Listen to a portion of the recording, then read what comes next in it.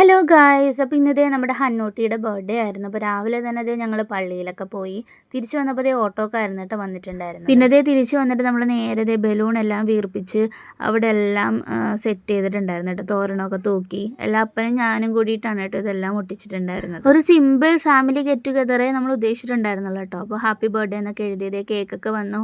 നമ്മുടെ ഹന്നുവിൻ്റെ favourite തീമായിട്ടുള്ള butterfly തീമിലുള്ള കേക്കായിരുന്നു കേട്ടോ select ചെയ്തിട്ടുണ്ടായിരുന്നു. അങ്ങനത്തെ കേക്ക് കട്ടിങ്ങും കാര്യങ്ങളൊക്കെ കഴിഞ്ഞപ്പോഴത്തേക്കും മിയ ചേച്ചി ഹന്നുവിന് ഗിഫ്റ്റൊക്കെ കൊടുത്തിട്ടുണ്ടായിരുന്നേ. മിയ ചേച്ചിയുടെ കുട്ടി ഡ്രോയിങ് ആയിരുന്നു കേട്ടോ ഇത്. നല്ല ക്യൂട്ടായിരുന്നേ. വേറെയും കുറേ ഗിഫ്റ്റ് ഹന്നൂട്ടിക്ക് കിട്ടിയിട്ടുണ്ടായിരുന്നേ. അങ്ങനെ അൺബോക്സിംഗ് ഒക്കെ കഴിഞ്ഞപ്പോഴത്തേക്കും ഞങ്ങൾ ഫുഡ് കഴിക്കാമെന്ന് ഓർത്തു. നമുക്ക് ഫ്രൈഡ് റൈസും ചില്ലി ചിക്കനും ആയിരുന്നു കേട്ടോ കഴിക്കും. പിന്നെ പിള്ളേർ ഭയങ്കര കളിയായിരുന്നു കേട്ടോ. അങ്ങനെ കുറച്ച് നേരം നമ്മൾ മുറ്റത്തൊക്കെ കിടന്ന് കളിച്ചു. അതിനുശേഷം നമ്മൾ നമ്മുടെ കിഴക്കോട്ട് പോകാൻ നല്ല ഭംഗിയാണ് കേട്ടോ. അപ്പം അങ്ങോട്ടൊക്കെ പോയി എല്ലാവർക്കും ഭയങ്കര ഹാപ്പിയായി. ഞാനും കുറേ നാളായിട്ടുണ്ടായിരുന്നു കേട്ടോ ഇങ്ങോട്ടൊക്കെ വന്നിട്ട്. നല്ല ഭംഗിയാണ് കേട്ടോ അവിടെ കാണാൻ. എന്നാലും ഈയിടെ ആയിട്ട് കുറച്ച് ഭംഗി കുറഞ്ഞിട്ടുണ്ടോ എന്ന് എനിക്ക് പെട്ടെന്ന് കണ്ടപ്പോൾ തോന്നി കേട്ടോ. പിന്നെ ഹന്നൂസ് ഭയങ്കര ഹാപ്പി ആയിരുന്നു. പിള്ളേരൊക്കെ ചേച്ചീനെയും ചേട്ടനെയൊക്കെ കിട്ടിയതിൻ്റെ സന്തോഷത്തിലായിരുന്നു കേട്ടോ.